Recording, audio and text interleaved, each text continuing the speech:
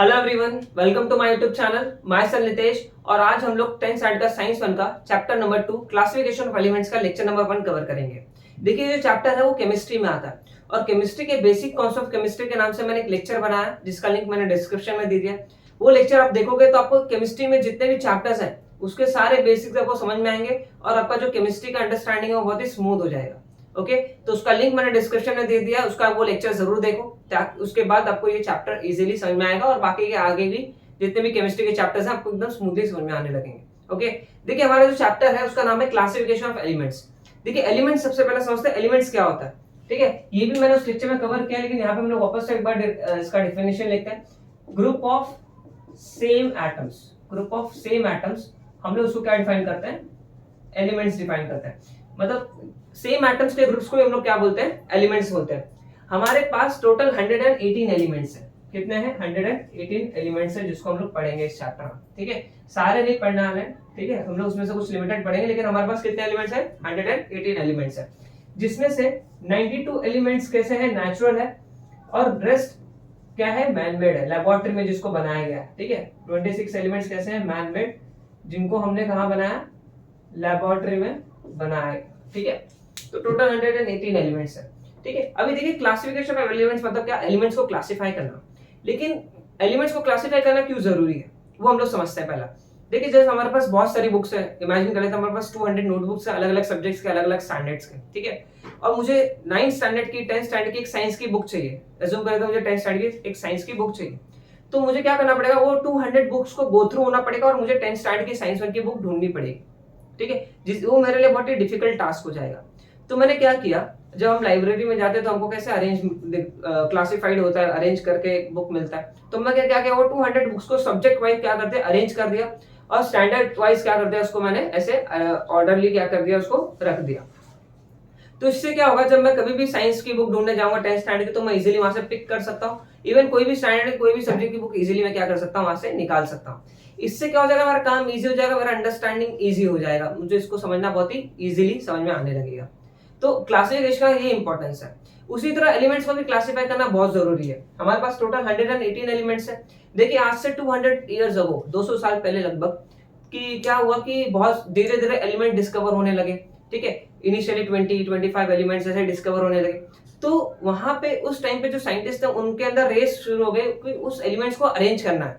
ठीक है, अब अरेंज कैसे करेंगे? अकॉर्डिंग टू देयर प्रॉपर्टीज, वो कैसे बिहेव कर रहे हैं वगैरह वगैरह, ऐसे बहुत सारे फैक्टर्स को देखते हुए उनको एलिमेंट्स को अरेंज करेंगे। तो हम लोग भी क्या करेंगे? एलिमेंट्स को अरेंज करने वाले इस चैप्टर में। और पहले ये पढ़ेंगे कि कौन कौन से साइंटिस्ट आए जिन्होंने एलिमेंट्स को अरेंज करना स्टार्ट किया और कैसे कैसे इसमें प्रोग्रेस होते गया, और आज हमको जो हमारा फाइनल पीरियोडिक टेबल दिखता है वो कहां तक कैसे आया। ठीक है, तो सबसे पहले जो साइंटिस्ट आए आज से लगभग 200 ईयर्स अगो, उनका नाम था डोबेराइनर। ठीक है, इन्होंने एलिमेंट्स को क्लास कुछ 25-23 एलिमेंट्स जो भी प्रेजेंट थे उनके टाइम पे, 30 एलिमेंट्स में भी, तो वो जो एलिमेंट जितने प्रेजेंट थे उन्होंने क्या किया? ये एलिमेंट्स को क्लासिफाई किया according to their atomic number, atomic mass number, sorry. ठीक है, मतलब एटॉमिक मास नंबर के अकॉर्डिंग क्या किया? डोबेराइनर साइंटिस्ट जो थे उन्होंने एलिमेंट्स को अरेंज करना स्टार्ट कर दिया। तो उन्होंने क्या किया कि तीन एलिमेंट्स का ग्रुप लिया जिसको वो ट्राइड्स बोलते थे। 3 ग्रुप, देखो क्या है? Group of 3 elements each having similar chemical properties. मतलब 3 एलिमेंट्स का ऐसा ग्रुप लेते थे जिनकी केमिकल प्रॉपर्टीज क्या होती थी? सेम होती थी, और उनको ऐसे अरेंज करते थे। मान लेते हैं यहाँ पे एक ए एलिमेंट है, बी एलिमेंट है और सी एलिमेंट है। ठीक है, 3 एलिमेंट्स है, तो तीनों का केमिकल प्रॉपर्टीज क्या होगा? लगभग लगभग सेम होगा। लेकिन इनका जो अरेंजमेंट है, ये जो 3 का ग्रुप है कैसा होगा? मान इसका एटॉमिक मास नंबर 2 है, इसका एटॉमिक मास नंबर 6 है, इसका 10 है, तो इंक्रीजिंग ऑर्डर में क्या किया? अरेंज किया। तो उन्होंने क्या बोला, अगर मैं फर्स्ट और लास्ट वाला, फर्स्ट और थर्ड वाला एलिमेंट का एवरेज ले लूं, एवरेज मतलब क्या होता है? मीन होता है। ठीक है, एवरेज का फॉर्मूला हमने पढ़ा है, sum of all the elements upon number of elements. मतलब मान लेते मेरे क्लास में 10 स्टूडेंट्स हैं और 10 स्टूडेंट्स का मुझे वेट लेना है एवरेज, तो 10 स्टूडेंट्स का वेट ऐड कर दूंगा, डिवाइड नंबर ऑफ स्टूडेंट्स कितने थे? 10, तो मुझे क्या मिल जाएगा? Average weight of the class मिल जाएगा। तो उसी तरह मुझे एवरेज निकालना किसका? ए और सी का, ए प्लस सी डिवाइड बाय 2 हो जाएगा, कि 2 एलिमेंट्स हैं और इसके लिए नंबर ऑफ एलिमेंट्स क्या है? 2, उसके लिए 2 से डिवाइड कर दिया। तो जो एलिमेंट, जो मीन आएगा इसका, जो भी एवरेज आएगा वो क्या होगा? बी के इक्वल होगा, ऐसा इनका कहना था। बी के एटॉमिक मास नंबर के इक्वल होगा। तो उन्होंने ऐसे तीन तीन के ग्रुप्स बनाए। देखिए पहला ग्रुप क्या था उनका, लिथियम, सोडियम और पोटेशियम का। लिथियम का एटॉमिक मास नंबर कितना होता है, 6.9 होता है, और वही पोटेशियम का 39.1 होता है। मतलब ये फर्स्ट एलिमेंट है लिथियम और पोटेशियम थर्ड वाला है, तो बीच वाले का ये दोनों का जो एवरेज होगा वो क्या होगा, सोडियम के एटॉमिक मास नंबर से इक्वल आएगा। ठीक है, ऐसा डुबर-रायनर का मानना था। ठीक है, तो अभी मैं सोडियम का ये चेक करता हूं कि वो इक्वल आ रहा है कि नहीं। अभी देखिए इसका एटॉमिक मास नंबर क्या है, लिथियम का 6.9, तो 6.9 ले लेता हूं, प्लस पोटेशियम का एटॉमिक नंबर कितना है, 39.1 अपॉन 2। जब इसको डिवाइड करेंगे, ऐड करेंगे तो क्या आएगा, ये लगभग 46/2, मतलब अप्रोक्सीमेटली 23 आएगा। ठीक है, तो ये 23 क्या है, मैच कर रहा है इसके एक्चुअल मास से, एक्चुअल एटॉमिक मास नंबर से क्या कर रहा है, मैच कर रहा है।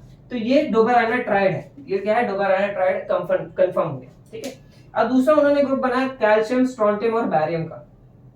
मतलब कैल्शियम का और बैरियम का अगर मैं एवरेज लूं, एवरेज एटॉमिक मास नंबर लूं, तो मुझे स्ट्रोंटियम के इक्वल आएगा, ऐसा डोबर-रायनर का कहना था। तो स्ट्रोंटियम के लिए हम लोग चेक करते हैं। ठीक है, कैल्शियम का एटॉमिक मास नंबर कितना है, 40.1, और बैरियम का कितना है, 137.3 डिवाइड बाय 2। जब हम लोग उसको ऐड करेंगे और डिवाइड करेंगे तो हमको अप्रोक्सीमेटली आंसर आएगा इसका 87.7, जो अगेन क्या है, बहुत ही क्लोज है स्ट्रोंटियम के ओरिजिनल एटॉमिक मास से। ठीक है, तो अगेन ये क्या है, डोबर-रायनर ट्राइड। अब थर्ड केस देखते हैं। थर्ड वाला ट्राइड क्या है, क्लोरीन, ब्रोमीन और आयोडीन। मतलब क्लोरीन और आयोडीन का जो एवरेज होगा वो क्या होगा, ब्रोमीन के एटॉमिक मास से इक्वल आएगा, फिर बहुत ही क्लोज आएगा। तो देखिए क्लोरीन का क्या atomic mass number 35.5, plus bromine iodine का कितना है, 126.9 डिवाइड बाय 2। इसका आंसर भी लगभग क्या आता है, 79.9 ही आता है। समझ में आ रहा है। तो अगेन ये भी क्या है, डोबर-रायनर ट्राइड। ठीक है, देखिए ऐसा नहीं खाली डोबर-रायनर ट्राइड ही एलिमेंट्स को क्लासिफाई करने में लग गए थे, बहुत सारे साइंटिस्ट लग गए थे, लेकिन डोबर-रायनर क्या था, उनमें से सबसे सक्सेसफुल थे। ठीक है, तो डोबर-रायनर का जो तरीका था क्लासिफाई करने का एलिमेंट्स को, ये उनके जमाने में, उनके समय में बहुत ही सक्सेसफुल था। लेकिन उसके बाद क्या हुआ, देखिए ये जो इनका जो पीरियोडिक टेबल है, ये इन्होंने सबसे पहले किस बेसिस पे अरेंज किया, एटॉमिक मास नंबर के। दूसरा इनका जो डीमेरिट क्या था, सबसे ड्रॉबैक क्या निकला कि ये कुछ लिमिटेड एलिमेंट्स तक, सारे एलिमेंट्स सेम ऑर्डर को फॉलो नहीं कर रहे थे। ठीक है, तो यहाँ पे ये थोड़ा फेल हो जाते हैं, लेकिन ये अपने टाइम पे बहुत ही सक्सेसफुल थे, वो जमाने में अपने उन साइंटिस्ट लोग के दौर में ये सक्सेसफुल थे। ठीक है, अब इनके बाद आए न्यूलैंड। ठीक है, अब उनके बारे में लोग पढ़ते हैं, न्यूलैंड के बारे में। ओके, तो डोबर-रायनर के लगभग 50 साल बाद न्यूलैंड आए। तो न्यूलैंड क्या थे, एक इंग्लिश साइंटिस्ट थे। उन्होंने क्या किया कि एलिमेंट्स को एटॉमिक मास नंबर के अकॉर्डिंग इंक्रीजिंग ऑर्डर में अरेंज किया। और जैसे कि संगीत में सात सुर होते हैं, सा रे गा मा पा धा नी, फिर वापस सा रिपीट होता है। तो अभी 7 सुर के बाद वापस 8 सुर क्या होता है, वापस फर्स्ट वाला होता है, फिर वापस ठीक है सा रे गा मा पा धा नी, वापस सा रे गा मा, तो वापस 7th के बाद वापस फर्स्ट वाला रिपीट वाला, 8th वाला पार्ट जो है वापस से फर्स्ट वाला ही सुर है। उनके यहाँ पे दो रा मी फा सो ला टी होता था, हमारे यहाँ सा रे गा मा पा धा नी सा होता है। ठीक है, तो उन्होंने क्या किया, एलिमेंट्स को इंक्रीजिंग ऑर्डर में अरेंज कर दिया। ठीक है, तो अभी उनके जमाने में लगभग 56 एलिमेंट्स क्या थे, नोन थे। तो जैसे हाइड्रोजन का सबसे लाइटेस्ट एटॉमिक मास है, उसका lithium, beryllium, boron, carbon, nitrogen, oxygen, fluorine, magnesium, sodium, ऐसे अरेंज कर दिया इंक्रीजिंग ऑर्डर में एटॉमिक मास के हिसाब से। ठीक है, तो उन्होंने क्या बोला, अभी जो फर्स्ट एलिमेंट है हाइड्रोजन की जो प्रॉपर्टी है, अभी ये हाइड्रोजन, हीलियम, ये क्या है 7 तक है। अब 8th वाला जो प्रॉपर्टी फ्लोरीन है, उसकी जो प्रॉपर्टी है वो हाइड्रोजन के साथ क्या होगी, मैच करेगी। सिमिलरली सोडियम की जो प्रॉपर्टी है वो लिथियम के साथ मैच करेगी, मैग्नीशियम की बेरिलियम के साथ, एल्यूमिनियम की बोरॉन के साथ, सिलिकॉन की कार्बन के साथ, और फास्फोरस की नाइट्रोजन के साथ, और सल्फर की ऑक्सीजन के साथ। सिमिलरली सल्फर के बाद वापस जो 8th वाला पार्ट है क्लोरीन, ये 17th एलिमेंट है, तो 17th वाले की जो प्रॉपर्टी हाइड्रोजन और फ्लोरीन दोनों से मैच करेगी, मतलब तीनों की प्रॉपर्टीज क्या करेगी, मैच करेगी। सिमिलरली लिथियम, सोडियम और पोटेशियम के भी एलिमेंट्स क्या करेंगे, मैच करेंगे प्रॉपर्टीज, कैल्शियम की, मैग्नीशियम और बेरिलियम की। ठीक है, तो यहां तक ही क्या था, उनका जो लिमिट था, मतलब कैल्शियम के बाद, कैल्शियम तक ये प्रॉपर्टीज बराबर फॉलो हो रही थी, लेकिन कैल्शियम के बाद ये प्रॉपर्टीज फॉलो होना बंद हो गई। मतलब कहीं कहीं पे केमिकल प्रॉपर्टीज सेम दिख रही थी, लेकिन कहीं कहीं पे बहुत ही डिफरेंट आ रही थी। तो यहाँ पे थोड़े रॉन्ग हो गए, तो उनके लिमिटेशंस थे। ये सक्सेसफुल थे, लेकिन कहां तक, खाली कैल्शियम तक। कैल्शियम के बाद जितने भी एलिमेंट्स आ रहे थे वो सब ऐसे सेम तरीके से सेम बिहेवियर नहीं शो कर रहे थे, सेम केमिकल प्रॉपर्टीज नहीं शो कर रहे थे। जैसे कि, और इन्होंने पहली गलती क्या की, यहाँ पे ये क्या है, नॉन मेटल्स है, ऑक्सीजन और सल्फर क्या है, नॉन मेटल्स, और नॉन मेटल्स को मेटल के साथ रखा आयरन, आयरन क्या है, मेटल है, तो ये दोनों की प्रॉपर्टी तो मैच ही नहीं कर रही, फिर भी उनको सेम ही ग्रुप में रखा, तो अगेन ये क्या है, इनका एक ड्रॉबैक है, ठीक है, कमी है। दूसरा, अभी एक ही प्लेस पे खाली एक ही एलिमेंट को रख सकते हैं, लेकिन इन्होंने कोबाल्ट निकल को, सीरियम और लैंथियम को एक साथ रखा। देखिए कोबाल्ट और निकल ऐसा क्यों रखना पड़ा, कोबाल्ट और निकल का जो एटॉमिक मास नंबर है वो अप्रोक्सीमेटली बहुत ही क्लोज है, 39 एकदम क्लोज है, सेम सीरियम और लैंथियम के लिए भी, तो इनको आगे पीछे नहीं रख पाए, इसलिए इन्होंने क्या किया, एक ही प्लेस पे दोनों एलिमेंट्स को रख दिया, विच इज अगेन रॉन्ग। तो एक ही जगह पे दोनों एलिमेंट्स को रखना ऐसा अलाउ नहीं है, तो यहाँ पे ये भी क्या है, लिमिटेड है, मतलब ये रॉन्ग है, समझ में आ रहा है। तो उन्होंने कोबाल्ट निकल को बराबर से अरेंज नहीं कर पाए, देखो कोबाल्ट और निकल मेटल्स है, और ये हाइड्रोजन क्लोरीन के साथ इनको अरेंज किया। तो अभी देखिए यहाँ पे सिमिलरली कॉपर को, ये चलो ये तो मेटल्स का ग्रुप है, ठीक है, इसमें कोई प्रॉब्लम नहीं, लेकिन इन्होंने क्या किया, सबसे पहले कैल्शियम तक इनका लिमिटेशन था, सेकेंड नॉन मेटल्स के साथ इन्होंने मेटल्स को सेम ग्रुप में रखा, तो ये अलग अलग प्रॉपर्टीज शो करते हैं, तो अगेन यहाँ पे ये वैलिड नहीं है। फिर थर्ड इन्होंने क्या गलती की, कोबाल्ट और निकल, सीरियम और लैंथियम को एक ही प्लेस दे दिया, एक ही ब्लॉक में दोनों एलिमेंट्स को रख दिया, दिस इज अगेन रॉन्ग। तो ऐसा इनके लिमिटेशंस एंड ड्रॉबैक्स थे, लेकिन अपने टाइम तक ये भी सक्सेसफुल थे, ठीक है। उसके बाद धीरे धीरे क्या हुआ कि, और थोड़ा टाइम बाद क्या हुआ, मेंडलीव नाम के साइंटिस्ट है, ठीक है, अब उन्होंने कैसे क्लासिफाई किया उसको हम लोग समझते हैं।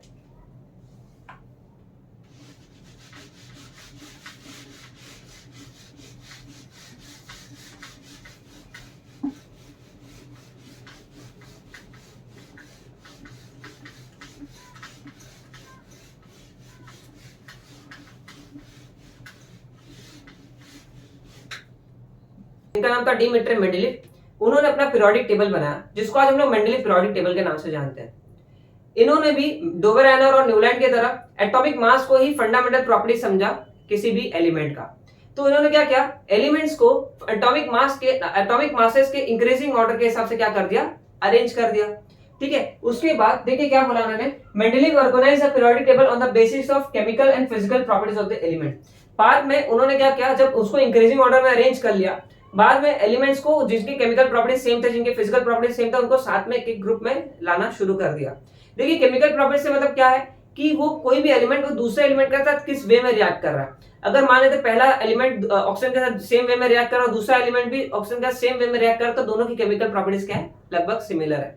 और फिजिकल प्रॉपर्टीज मतलब क्या, उसका फिजिकल से, जैसे उसका बॉइलिंग पॉइंट क्या है, मेल्टिंग पॉइंट क्या है, डेंसिटी क्या है, इन सब चीजों को हम लोग क्या बोलते हैं, फिजिकल प्रॉपर्टीज बोलते हैं। तो न्यूलैंड ने यही चीज ऑब्जर्व किया और फिजिकल प्रॉपर्टीज और केमिकल प्रॉपर्टीज को ध्यान में रखते हुए एलिमेंट्स को के ग्रुप में कलेक्ट करना स्टार्ट कर दिया। उसके बाद उन्होंने क्या बोला, he found that the elements with similar chemical and physical properties repeat after definite interval। मतलब उन्होंने क्या देखा कि ये कुछ सिलेक्टिव एलिमेंट्स के लिए नहीं है, ये सारे एलिमेंट्स में उन्होंने क्या देखा कि कुछ टाइम इंटरवल बाद केमिकल प्रॉपर्टीज और फिजिकल प्रॉपर्टीज हर एक एलिमेंट की क्या हो रही है, रिपीट होते जा रही है। और उन्होंने इस अकॉर्डिंग क्या किया, अपना पीरियोडिक टेबल बनाया। आप देख सकते हैं यहाँ पे पीरियोडिक टेबल कैसे है, जिसमें 8 ग्रुप्स हैं और 12 रोज है। तो जो सेम ग्रुप्स है, तो सेम ग्रुप्स में क्या है कि सेम केमिकल प्रॉपर्टीज और सेम फिजिकल प्रॉपर्टीज वाले एलिमेंट्स एक ही ग्रुप में आपको दिखेंगे, ठीक है। तो इस तरीके से मेंडलीव ने अपना पीरियोडिक टेबल बनाया, और मेंडलीव अपने टाइम के बहुत ही मोस्ट सक्सेसफुल साइंटिस्ट है, जिन्होंने अपना पीरियोडिक क्लासिफिकेशन दिया एलिमेंट्स का बहुत ही बेस्ट तरीके से, ठीक है। इनका बहुत ही इंपॉर्टेंट एक पीरियोडिक लॉ है, जिसको स्टेटमेंट, इनका जो स्टेटमेंट आपको अच्छे से याद रखना, एग्जाम में 1 मार्क्स के लिए कभी कभी पूछ लेता है, और ये स्टेटमेंट में आपको कोई भी ग्रामेटिकल मिस्टेक नहीं होना चाहिए। क्या बोला, properties of the elements are periodic function of their atomic masses. ये जो स्टेटमेंट है इसको हम लोग बोलते हैं Mendeleev periodic law, which is very important. आपको एग्जाम पॉइंट ऑफ व्यू में बहुत बार पूछ सकता है, 1 मार्क्स के लिए डेफिनेशन आ सकता है। उसके बाद मॉडर्न पीरियोडिक लॉ भी है, उसको हम लोग बाद में पढ़ेंगे, जब हम लोग मॉडर्न पीरियोडिक टेबल पढ़ेंगे तो वहां पे हम लोग मॉडर्न पीरियोडिक लॉ भी देखेंगे। अब देखते हैं मेंडलीव के कुछ मेरिट्स एंड डीमेरिट्स देखते हैं। मेंडलीव ने क्या अच्छाई थी, क्या बुराइयां थी, क्या उसने गलती की, उस चीजों के बारे में हम लोग पढ़ते हैं। Okay, merits of Mendeleev periodic table पढ़ते हैं। देखिए मेरिट्स मतलब क्या, मेंडलीव के पीरियोडिक टेबल में क्या क्या गुड पॉइंट्स थे वो हम लोग पढ़ने वाले, मतलब क्या क्या अच्छाइयां थी मेंडलीव के पीरियोडिक टेबल के, उसके बारे में आज हम लोग पढ़ेंगे। देखिए मेरिट्स एंड डीमेरिट्स बहुत इंपॉर्टेंट है एग्जाम पॉइंट ऑफ व्यू से, ये बहुत बार एग्जाम में पूछा जाता है, तो इसको अच्छे से पढ़ना। देखिए हम लोग आज देखते हैं मेरिट्स एंड डीमेरिट्स क्या है। देखिए मेरिट्स क्या है, पहले 3 मेरिट्स हमारे पास मेंडलीव के। पहला मेरिट क्या, atomic masses of some elements were revised so as to give them proper places in the periodic table in accordance with their properties. देखिए मेंडलीव ने क्या किया, जो भी एलिमेंट्स नोन थे उनके एटॉमिक मासेस पहले से कैलकुलेटेड थे पुराने साइंटिस्ट लोगों से, तो उन्होंने क्या किया, फिर से वो सारे एलिमेंट्स के एटॉमिक मास को रिवाइज करके चेक किया, रिपीट करके चेक किया, और बाद में उनको क्या पता चला, जो बेरिलियम का एटॉमिक मास पहले था वो क्या था 14.09, बाद में जब उन्होंने चेक किया तो कितना आया 9.4, और बेरिलियम को बोरॉन के पहले रखा जाने लगा। इनका दूसरा मेरिट पॉइंट क्या था, दूसरी अच्छी बात क्या थी इनकी, Mendeleev kept some vacant places in the periodic table for the element not discovered till then. Three of these elements, unknown elements, were discovered, were given the name Eka boron, atomic mass का उसका 44, Eka aluminium 68, Eka silicon 74. Not only this, their properties were also predicted. उनकी जो properties है उसको भी predict कर दिया उन्होंने. Later on, these elements were discovered and named as scandium, gallium and germanium. देखिए मेंडलीव ने क्या किया, जब वो पीरियोडिक टेबल बना रहे थे तो उनको समझ में आने लगा कि दो हैवी मासेस के बीच में या फिर दो एलिमेंट्स के बीच में और भी एलिमेंट्स आ सकते हैं, और उसके से उन्होंने क्या किया, कुछ वैकेंट प्लेसेस छोड़ा है। हम लोग ने पीरियोडिक टेबल उनका देखा था, वहां पे हम लोग ने कुछ वैकेंट प्लेसेस देखे थे, ठीक है, तो वहां पे मतलब उनको पता था कि कुछ और भी एलिमेंट्स आगे फ्यूचर में डिस्कवर होने वाले, तो इसके वजह से उन्होंने कुछ वैकेंट प्लेसेस छोड़ा था।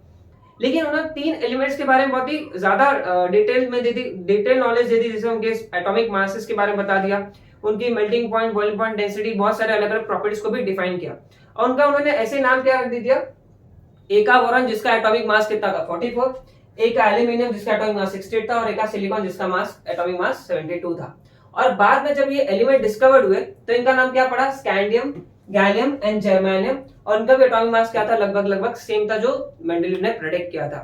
देखिए ये क्वेश्चन आता है बहुत बार कि द एका बोरॉन, एका एल्यूमिनियम और एका सिलिकॉन, इनको आपको एमसीक्यू में बहुत बार पूछेगा, तो ऐसे आपको 3-4 एमसीक्यूज में ऑप्शन दे देंगे, gallium, germanium, scandium, gallium, germanium, scandium, तो आपको करेक्ट ऑर्डर यूज करना है। एका बोरॉन मतलब क्या, स्कैंडियम, एका एल्यूमिनियम क्या, गैलियम, एका सिलिकॉन मतलब क्या, जर्मेनियम, ठीक है, तो आपको ये अच्छे से पता करना है, अच्छे से याद रखना है, ठीक है। तो मेंडलीव बहुत स्मार्ट थे। उसके बाद उन्होंने थर्ड मेरिट पॉइंट क्या है इनका, there was no place reserve for noble gases in the Mendeleev original periodic table. However, when noble gases such as helium, neon, argon were discovered towards the end of the 19th century, Mendeleev created the zero group without disturbing the original periodic gases were fitted very well.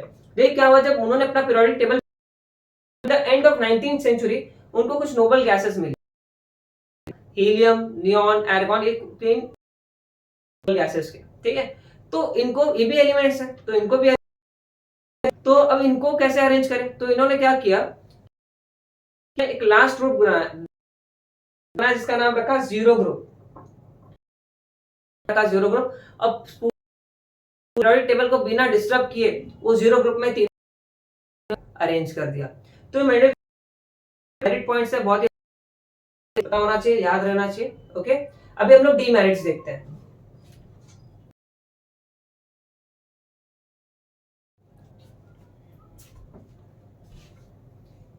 Demerits of Mendeleev periodic table. देखिए demerit से क्या मतलब है, कुछ चीजें ऐसी थी जो मेंडलीव डिफाइन नहीं कर पाए। देखिए उनका जो पीरियोडिक टेबल था वो बहुत ही सक्सेसफुल पीरियोडिक टेबल था, नो डाउट उसमें, लेकिन कुछ ऐसे थी, कुछ पॉइंट्स ऐसे थे जो मेंडलीव डिफाइन नहीं कर पाए, फेल हो गए डिफाइन करने में, तो उसी को हम लोग क्या बोलते हैं, डीमेरिट्स बोलते हैं। तो टोटल चार डीमेरिट्स है।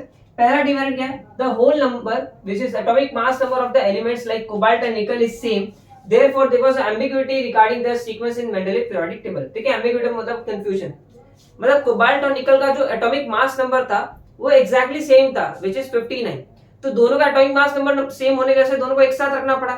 तो अभी किसको पहले रखे किसको बाद में रखे, ये बहुत बड़ा कंफ्यूजन हो गया था मेंडलीव को, और वो बता नहीं पाए कि कोबाल्ट पहले आएगा कि निकल पहले आएगा। तो इन्होंने क्या किया, लास्ट ग्रुप में, ग्रुप नंबर 8 में क्या किया, कोबाल्ट और निकल को साथ में रख दिया, ओके। तो दूसरा डीमेरिट अभी क्या था, isotopes were discovered long time after Mendeleev put forth in the periodic table, as isotopes have same chemical properties। देखिए isotopes क्या होता है, इनकी chemical properties सेम होती है but different atomic mass। A challenge was posed in placing them in Mendeleev periodic table। ठीक है, देखिए क्या हुआ, isotopes बहुत लेट डिस्कवर्ड हुए, मतलब isotopes मतलब क्या, एलिमेंट्स जिनकी केमिकल प्रॉपर्टीज तो सेम होती थी लेकिन उनका एटॉमिक मास क्या होता था, डिफरेंट होता था, तो इसको हम लोग क्या बोलते थे, आइसोटोप्स होते थे।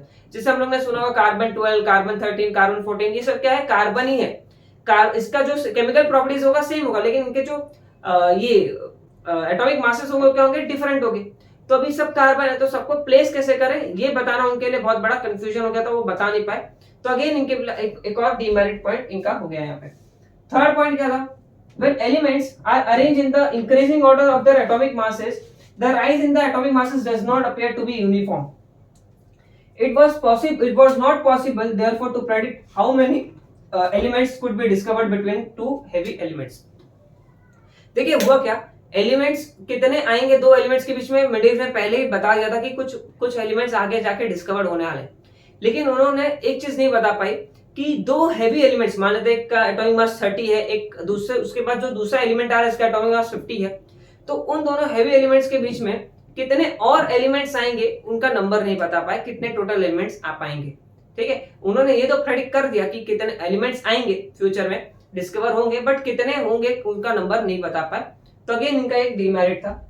लास्ट पॉइंट इनका क्या, पोजीशन ऑफ हाइड्रोजन। देखिए हाइड्रोजन का क्या प्रॉब्लम था, हाइड्रोजन की जो प्रॉपर्टीज थी वो हैलोजन ग्रुप से भी मिलती थी और अल्कली मेटल्स से भी मिलती थी।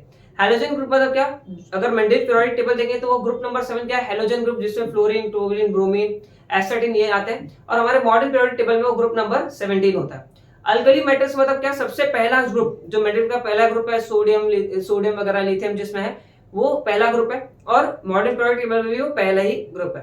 तो पहले ग्रुप के साथ और 17 ग्रुप के साथ, या फिर हम लोग मेंडेलिव के बोले 7 ग्रुप के साथ जो प्रॉपर्टीज थी वो हाइड्रोजन की दोनों की सेम आती थी। मतलब हाइड्रोजन अल्कली मेटल जैसा भी बिहेव करता था और हैलोजन एलिमेंट्स के जैसा भी बिहेव करता था। देखिए क्या है, hydrogen shows similarity with halogen group which is group number 7 in Mendeleev periodic table.